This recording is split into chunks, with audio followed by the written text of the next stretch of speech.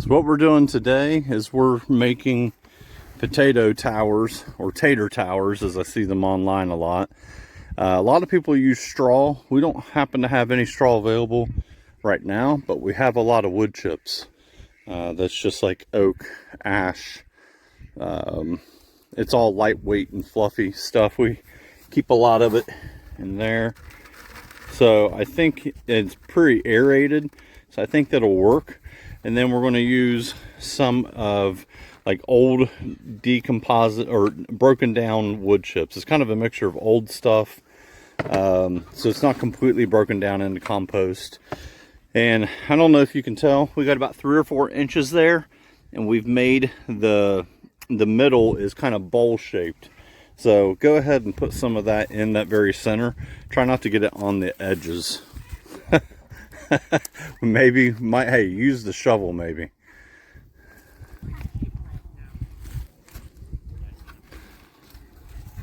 All right, so we're just getting a layer, trying to keep that layer in the center. Got to work on that, don't we? But try to get that layer just in the center if at all possible. It's kind of a tall tower. All right, that should work. And then we are going to add just a little bit, of older rabbit droppings. Not very much, just a little bit to each spot. Just shake just a tiny bit in there.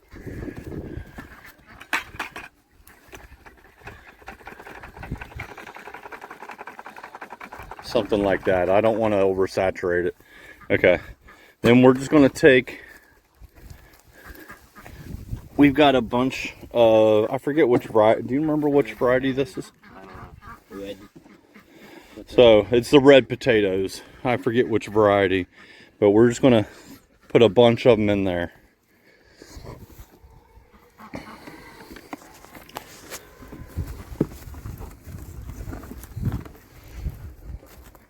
I don't want them that close. Hold on, don't put any more in that layer. Here, take that.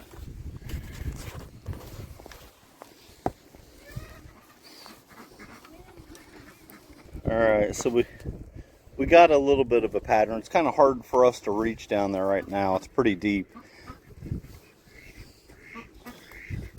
We're going to keep layering that layer by layer. I don't think we're going to go all the way up here. But we're going to get at least halfway and we'll kind of see how that goes from there. We can always add to it later. So you can see we're going about 8 or 9 inches deep with the wood chips or the wood shavings.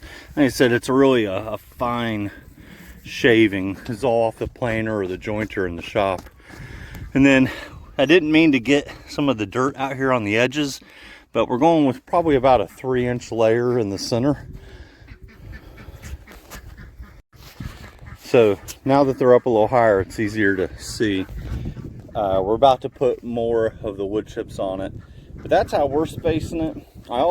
We didn't cut these ahead of time and dry them out. I know some people do, some don't. We're going to try it this way and see how it works out.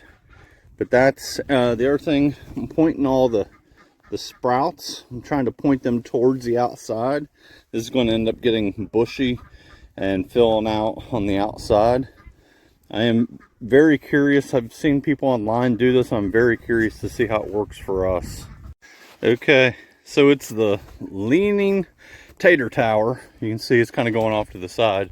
I don't think it's going to fall over. It's just we're right on kind of the bank of where everything starts to slope off.